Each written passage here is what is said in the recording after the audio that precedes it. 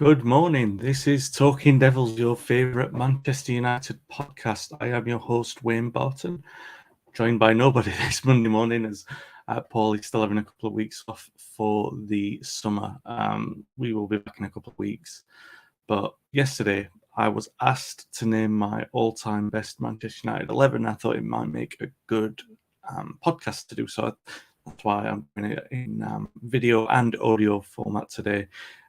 If you're watching live on YouTube or Facebook, feel free to get your comments in. Not necessarily questions, but you can ask questions as well, but and I will answer them. But yeah, more comments really to do with this because it's the all-time number 11, or 1 to 11, I should say. If you're watching live on YouTube, Facebook, get your comments and questions in. If you're watching the replay, still say hello. Feel free to comment. We do reply to that. And if you're listening on the audio podcast, please be sure to give us a like and review on the platform you're listening on. Okay, so first of all, asked to name my best ever team. And so online on Twitter, I did go as far as to say, I'll name my pre-Premier League 11 team because that seemed a little bit easier. But I've given it some thought. Obviously, there's a lot of bias in here. It's not necessarily the best Manchester United team ever. I've been very lucky to work with different players, and there are a couple of them who might grumble that they're not in this team, but I can't name all of them, obviously. So, unfortunately, you're not going to see Rafael, Fabio, Gordon Hill, Sammy Mack, all players that I would love to have in this team. Brian Greenhoff, obviously. But I'll talk through the team anyway, and you'll see where I'm going with it anyway. So obviously the number one is Peter Schmeichel. You can see him on screen. There are a couple of contenders for this for me. Harry Gregg does not get anywhere near the recognition he deserves. Gregg, when he was signed, brought a personality to the back line which was very boisterous. He moved the play up really 20 yards because he basically hated goalkeepers, what he would call liners, and that was what Ray Wood was. He was a liner, he was a reliable shot stopper, he would stay on his line. Harry Gregg was brought to basically dominate the box and bring the play up 20 yards, which was obviously condensed United's play, pattern of plays higher up the pitch and made them more attacking. Obviously, under the Busby Babes, we only really saw that for a couple of months, but you could see the upturn in form was not coincidental with Gregg's arrival. So he transformed the goalkeeping position. He rarely gets the credit that he deserves in that. Alex Stepney followed him and obviously was a legendary goalkeeper in his own right and made one of possibly the most important save in Manchester United history in 1968. Stepney was not as aggressive or vocal as Gregg, but he was very reliable, kind of like Van der Sar, you would say. Van der Sar, obviously, another good shout for this, but Schmeichel, for me, is the number one in this team because for a period, I think he was the best goalkeeper in the world. It was also Harry Gregg 30 years later, really, in that he installed this sense of personality into the back line and he really did dominate his box. Tremendous shot stopper, commanded his area, really good on crosses, unorthodox style of saving, orthodox as well. His throws started counter-attacks. I don't know if anyone listening or watching this can remember that, but his throws would reach the halfway line, so very often they'd set off Kanchelskis or Geeks running away on the wings. So yeah, he was just tremendous. Also, some of the best saves that I've ever seen. There was one at Anfield in '93. There was one against Spurs, which is the famous one. I'm sure everyone remembers, where it was a full stretch, clawing the ball out. Obviously, his performance at Newcastle in 1996, which was more.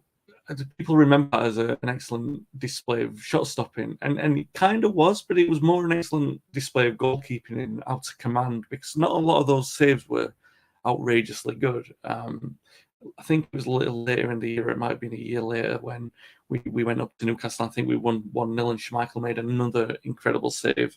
And of course, in the treble season, there was the star jump against Inter Milan where, Rapid Vienna in 1996 as well. Just incredible range of saves. Also prone to making an error or two. I think people can remember the Rick against Barnsley in the Cup, I think it was. And then obviously there was the infamous game at Anfield where Schmeichel told him he was going to be sacked. And he was reinstated the day after. for me, he's United's best ever goalkeeper. A lot of people would put Van der Sar in here. They might even put one of the earlier ones like Stepney or Greg in. I mentioned Stepney and Greg because I want to give them their due credit. But yeah, for me, Peter Schmeichel, number one in the team. I think it was just probably for me the best goalkeeper of all time, and I'm probably going to be heavily biased in that regard with a few of these players. So here's where bias comes in first and foremost in the section of the right back, Paul Parker. Obviously, you know, Paul does these Monday podcasts with me every week, and it's not just through that.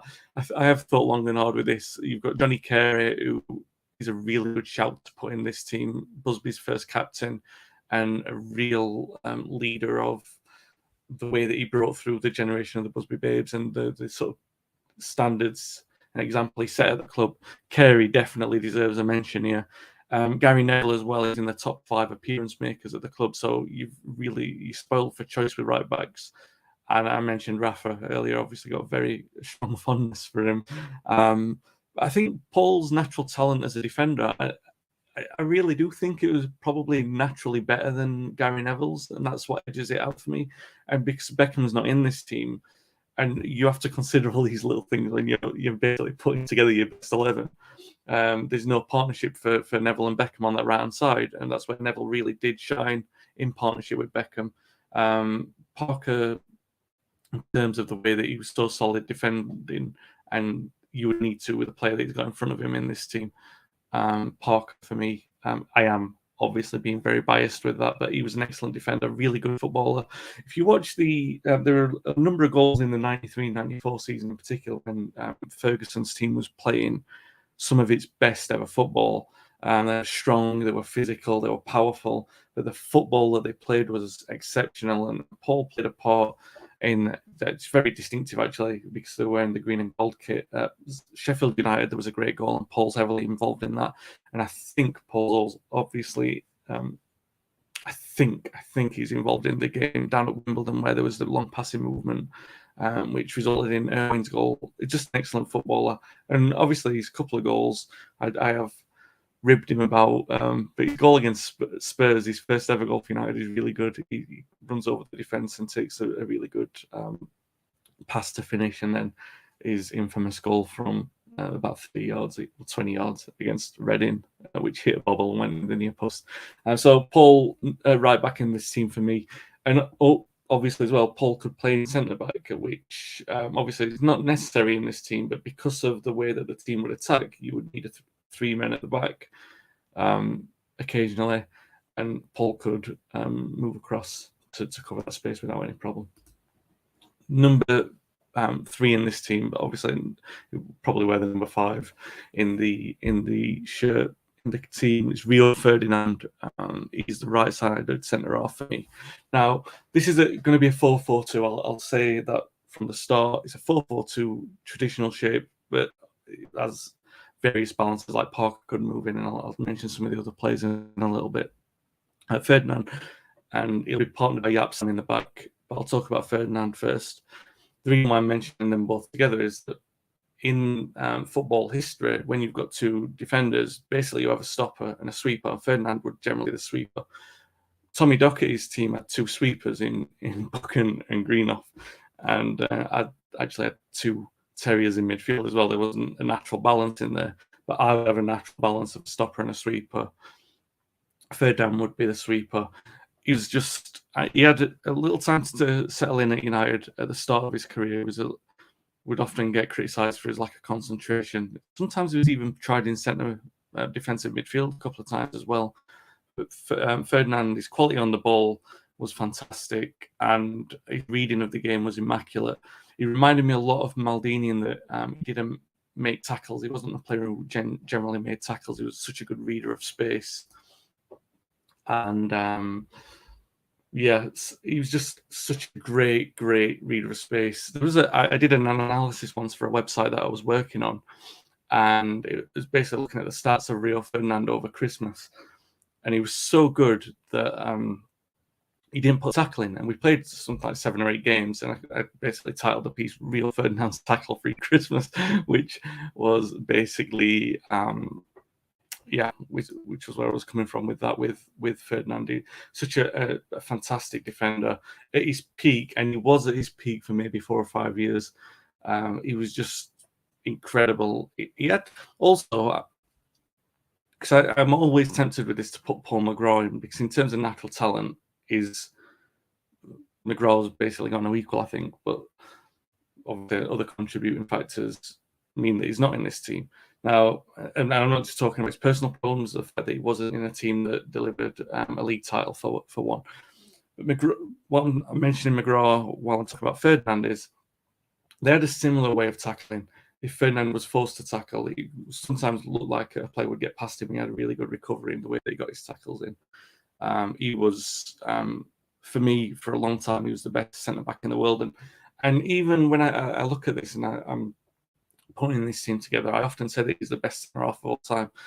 I do actually think Stam is, but I naturally go there with Ferdinand. But I think where I'm coming from with that is I think he's the best British centre half of all time. Just a magnificent Rolls Royce of a defender. So that brings me on to Yap Stam. He was signed from PSV for a record fee for a defender. I think it was 10.75 in 1998. Stam, everyone watched the World Cup in awe and expectation to see, because you're expecting that you're going to get the best defender in the world, and you could see that he had immense physical strength and an immense physical presence, and he was also known to be rapid in pace as well and good on the ball. So not as traditional a stopper, because he could still bring the ball out and he could still play. Again, his reading of the game was exceptional, and it's one of the biggest shames that he was sold when he was, and he never paired with Ferdinand, because Ferdinand and Stam, I know everyone talks about Ferdinand and Vidic, with a lot of credit, as they should, because they were an incredible partnership, possibly even the best. If you're talking partnerships, Ferdinand and Vidic have got a shout for that. But as far as I'm concerned, Stam as a singular defender is the best. His start was rocky. There was a couple of games against Arsenal where he was taken, not taken to town, but his pace was at the pace of Nicolas Anelka, which was a little bit quicker than most, really, so quicker than Stam's. It made him look not very great, but those were in the first couple of months. Stam very quickly got adjusted to the pace of the English game, and you can see his presence in United history is very much traced in the fact that we won 3 consecutive league titles with him in the team. When you say that someone's physically dominant and you say that they're physically powerful and all that, and they have this presence, they're easy words to say if you haven't gone back and watched a player play, but he was a specimen of a player, and he really was good on the ball. Only scored 1 goal for United, a great volley against Leicester City in the treble season. But he was just unparalleled as a defender, and really is one of those that you would have to watch to watch him at his peak. And some of those full games are on YouTube. You can find them around. There was a very infamous game against Inter Milan where I think it's Zamorano backing up into him, and then he basically realizes he's backed into a brick wall. Stam was like that, but he was just he was a player who didn't back down in big games. He was always there. There was infamous pictures of him ragging Arsenal players around, which we definitely needed at the time, because that was a very physical Arsenal team. Stam, just for me, I would say, again, this is with bias, I think, and people will talk about Maldini and Beckenbauer and other players like that, but for me, he's biased because I've watched him play for 3 years. I think, and how he was at Milan after and Lazio. For me, he's the best centre half of all time. He's just absolutely magnificent, and that's why he was definitely the first defender that I would pick for my all-time team. Dennis Erwin's the player I've picked at left back. Erwin could play in both full-back positions. Again, when we talk about underrated players, he really is, and a lot of people now in the modern age, they do rate him, and they do say, "Oh, Erwin's a great player, and he's in many people's best ever teams." But he's still underrated because of his quality as a footballer. And he could take free kicks, took set pieces whenever Beckham or Giggs wasn't around, and he was probably more reliable, certainly than Giggs. He's great on free kicks, and I think I'm pretty sure I only saw him miss 1 penalty as well. But he was a great player, really dependable. One of those players. I think Fergie said that he never had a game We saw him play under 7 out of 10. You never saw him embarrassed by anyone.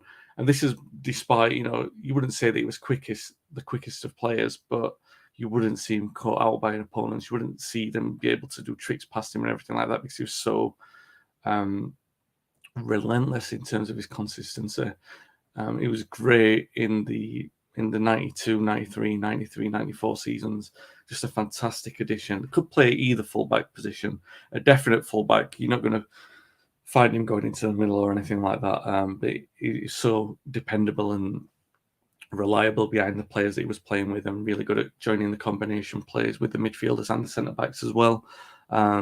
Just a definite for any. As far as I'm concerned, if I was wobbling over Parker, I might well have put Erwin on that side and put Ever in the side, or Roger Byrne.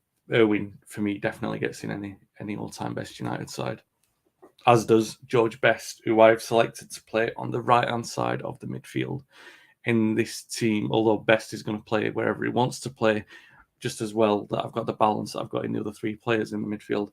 Best was a total footballer, and what I mean by that is how envisioned by Di Stefano or Johan Cruyff.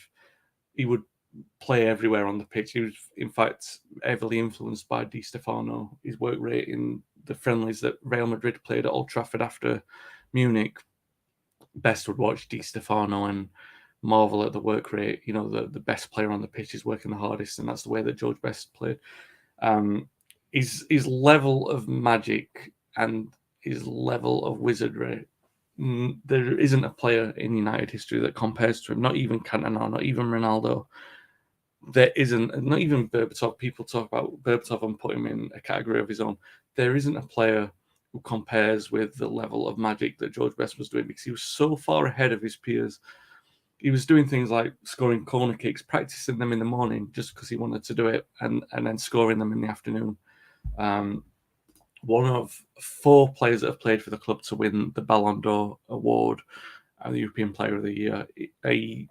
His best year was 60. Well, you could say it was the year in which he emerged. It's funny with George Best because he was so good so quickly that you had the likes of Paddy Crerand and other players in the First Division saying that even after one season in the First Division, he was the best player in the league.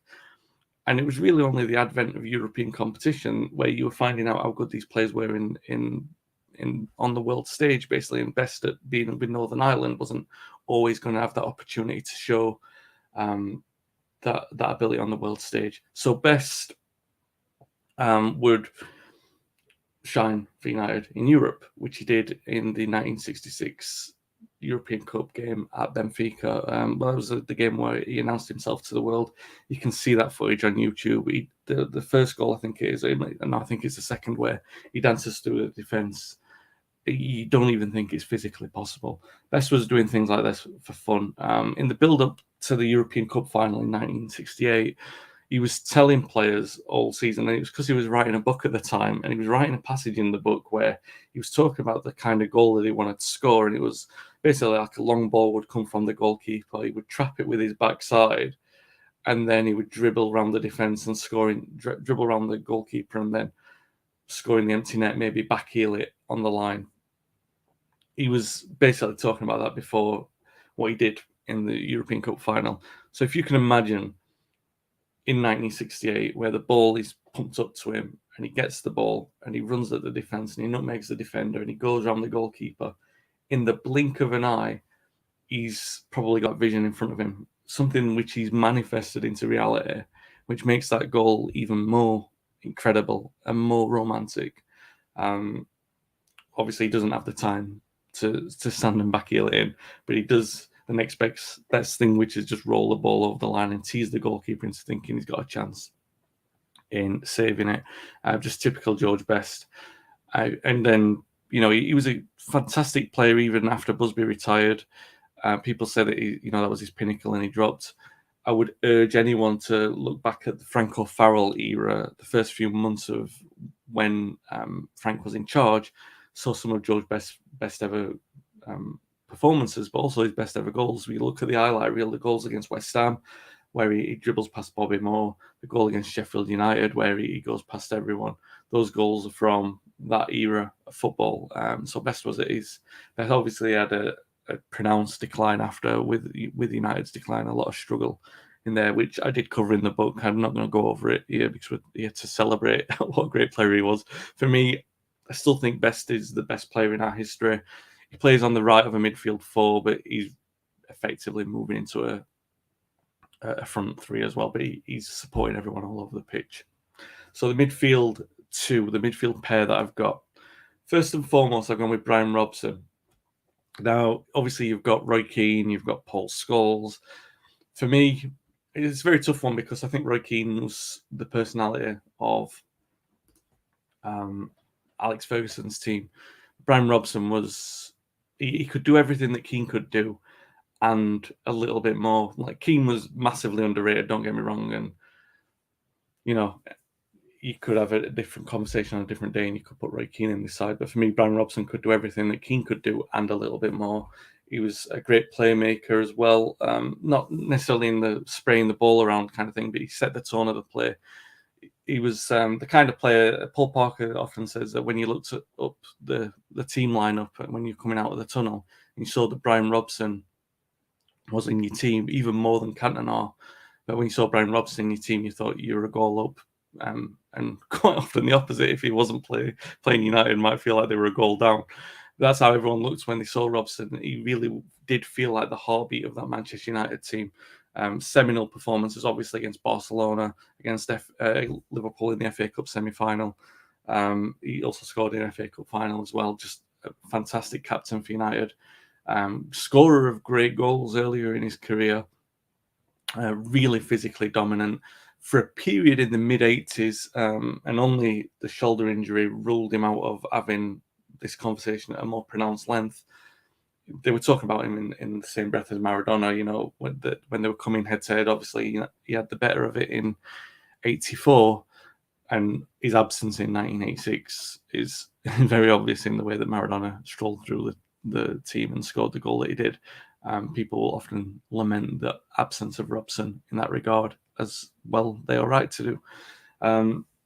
I think Robson edges it in front of Scholes as well because people don't often Scholes, don't get me wrong, I wouldn't argue against anyone who would put him in an all-time team because he's definitely got justification to be there on merit. But I remember the earlier version of Paul Scholes where he was struggling to find a place in the team where he would play in the hole because Ferguson was trying to play him in the front two, or even in the bigger games earlier, like in the treble season, for example, you would find Nicky Butt often preferred to Scholes.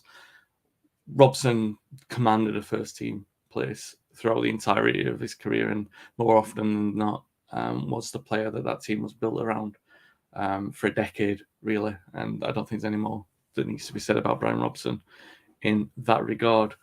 His partner in the midfield in this team is Duncan Edwards.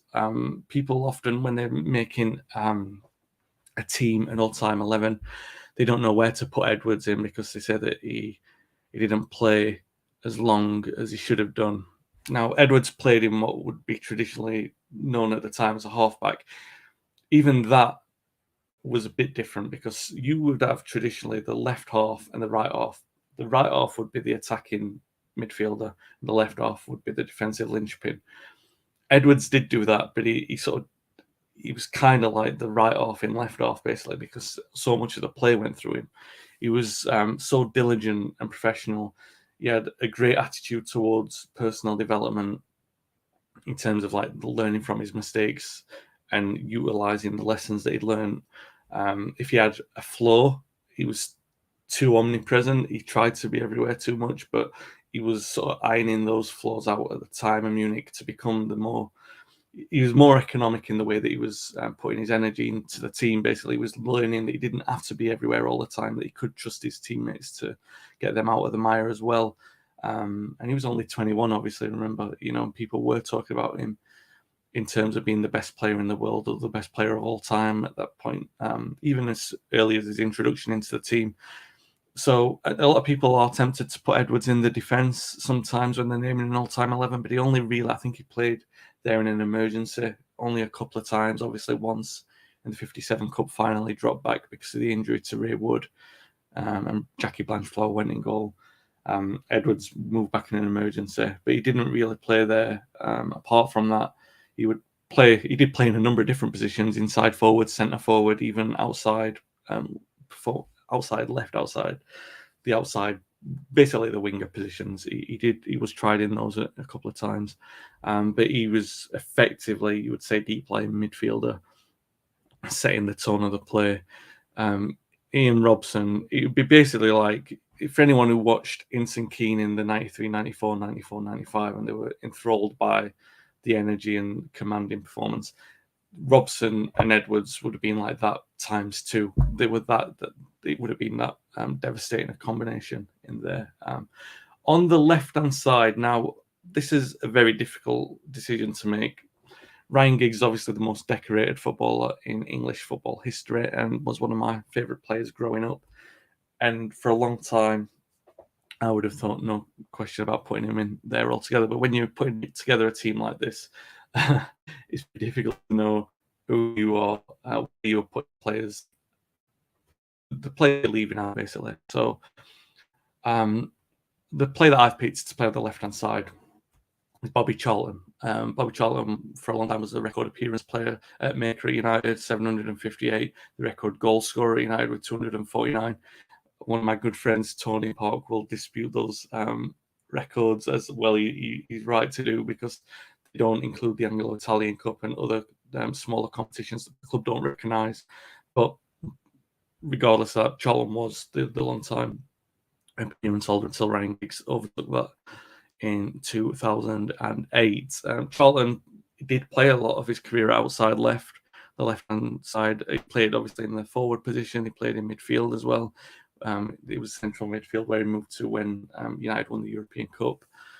Charlton, obviously a fantastic player, multi-skilled in terms of he could use both of his feet. Everyone knows the story, I'm sure, of Jimmy Murphy taking him back outside Old Trafford and teaching him to kick with both feet, to develop his strength, taking him onto the Old Trafford pitch and making him do long passes and then collect the ball, to give him a lesson on the economy of passing, basically. He was another player who sort of learned all these lessons and took them on board and became a diligent, immaculate professional.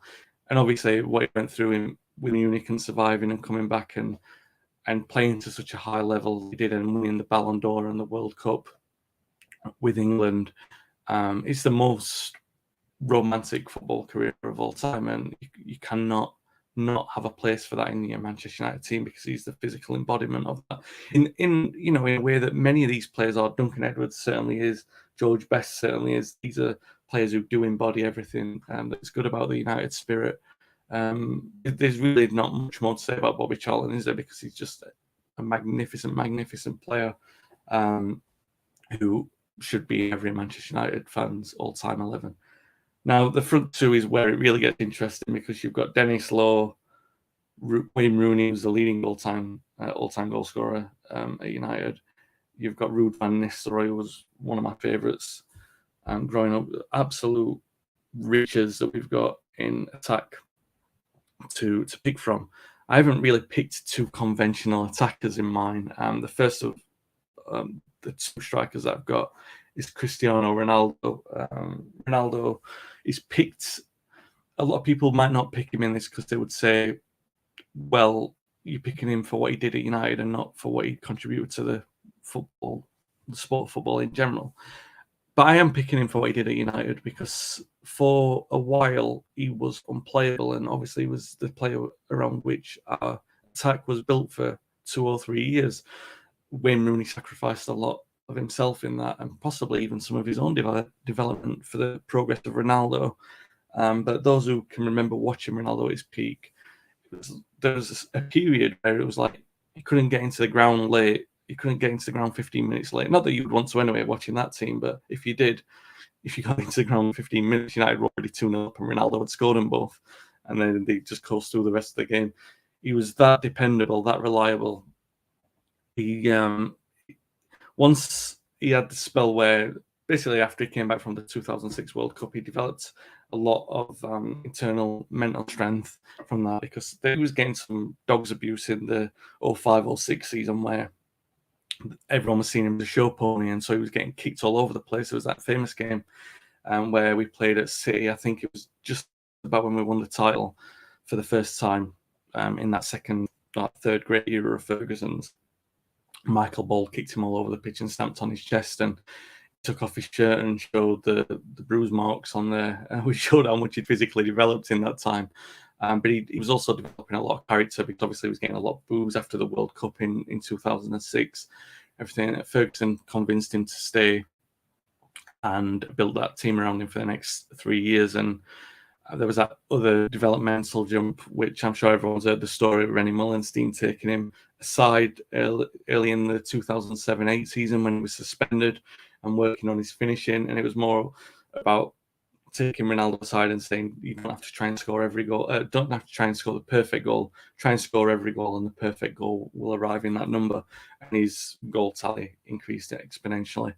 Incidentally, as well, I do think Ronaldo's a catalyst for a major positional change in football. If you look at United's strategy that season, it wasn't until Barcelona came up against United and they saw the way that Ronaldo was playing that Messi got converted into that sort of free role of an attacker, which Ronaldo exploited to such devastating consequence. You could see Messi's numbers jump up as well, exponentially after that as well.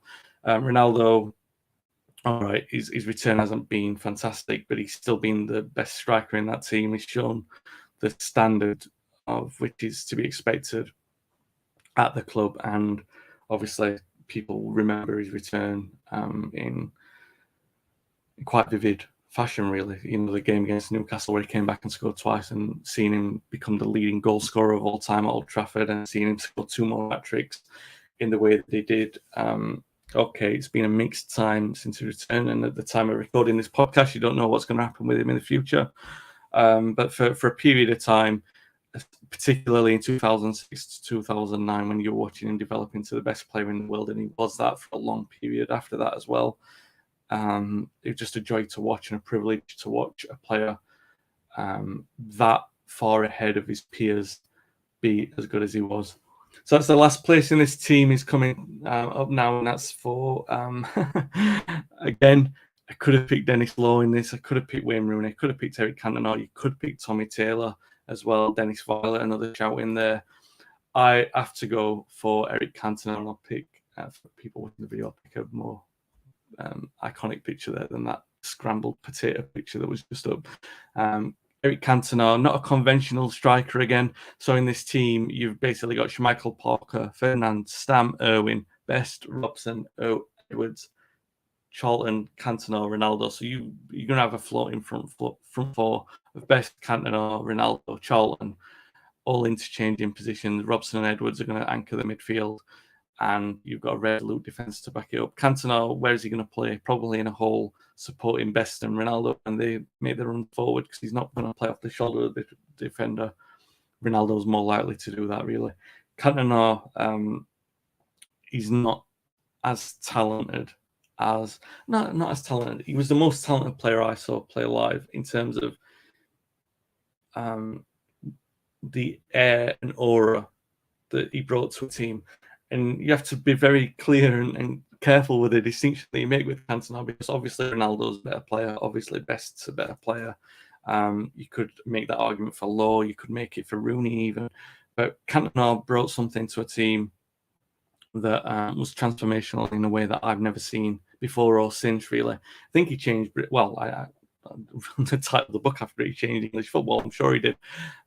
He's, for me, possibly the most important player in Manchester United history in the transformative impact that he had on it. He played in a withdrawn striker role, so you would have him behind Mark Hughes, basically, serving as this pivot, the classic number 10 as it's known these days. So good at breaking down the play in front of him. Now, you look at any great United team, what makes them truly thrilling is when they get in behind defences. We all remember Kanchelskis and Giggs breaking through the back line, or Ronaldo and Rooney using their pace to get behind the defence. And that's when United are at the best. But Cantona could play in front of a defence and break it down with no problem whatsoever. And you know how difficult that is because you're crying out for a player like that in today's game. He was just a magician. His ability on the ball was incredible. his influence over the team that he moved into and the next generation, because you've obviously got the likes of Beckham and Giggs who all adored him and idolized him, and they're all picking up traits from him, the confidence, the arrogance, the way that they would stay back after training because he was staying back after training. He was instilling a discipline that was felt by the club over the next generation and a half, and obviously was part of, which was at the time, the most dominant period in Manchester United history. And people forget that. So you remember the Busby Babes and you remember the period which followed, but 4 titles in 5 seasons, Cannonau was the catalyst for that without any shadow of a doubt. It wasn't, he didn't score the goals in the 30s every season. I think his highest was 25 or 26 maybe in 1994. But his manner of timing was so incredible that he was destined to play at a stadium named the Theatre of Dreams, basically because of, he was just incredible. His sense of time, and he would pop up it could go quiet in a game and you'd know that he was just waiting for the script to include his intervention, basically, as we saw many, many times. And that was the value, not always winning 5-0 in Cannonau orchestrating a great performance, but sometimes winning 1-0 in the last minute because Cannonau scored the winner. And we saw that many times. Just an incredible, incredible player who one of the most influential players of all time, and a great privilege to have seen him play for United. He might not get in everyone's best 11, and probably not in most, to be honest. It's very difficult to know where to put him in, but I am exercising privilege of being someone who watched him play and choosing my favourites, just as I did with Paul Parker at right back, and that's what it's for after all, isn't it, picking a team like this. A couple of comments coming in from Tony, who's been watching. Thank you so much, Tony, for watching. Ferdinand Stam, you've agreed with that. Robbo holds the record for most goals for a true box-to-box midfielder, over 100 goals. Yeah, 99 for United. I still remember his last game where everyone was trying to get him that 100th goal. And Duncan Edwards played in roughly the same number of games and the same number of seasons as Eric Cantona. That's enough to make a call on him, one of the greats. Yeah, absolutely. I've made that argument as well. Ronaldo in his first era, a similar length of time. You've got that argument to make for both of them, and certainly with Duncan Edwards for sure.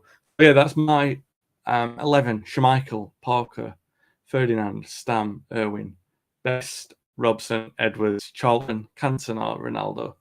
I'm going to try and get some of the other hosts for the channel to do something similar and name their best 11 while we've got some summer break to sort of fill time and do something like this.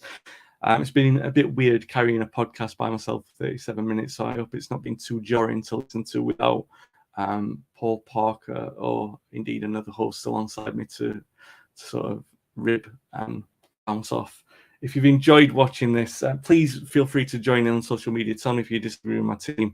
Obviously, I'm sure that you will. Plenty of you will disagree. I know that people are saying, what are you picking Paul Parker for? But, that's my team. I've got a reason. I still think he's worthy of his place in that team. He did win a couple of title medals after all. And Cantona obviously is a controversial one for some. Even Ronaldo, I think some people don't like picking him in because of the way that he left and the way that things are at the present. But that's my 11 nonetheless. If you've enjoyed listening, give us a nice rating or review on the podcast, on the platform you're listening on. Join in the comment section afterwards. Feel free to name your team. I'll join in the conversation with you when I see the comments. And in the meantime, Paul and I will be back in a couple of weeks. And I think Keane and Lee Lawrence and Phil Marsh are back on Friday night to do their first podcast of the season. Thanks for listening. Thanks for watching. And we will be back very soon.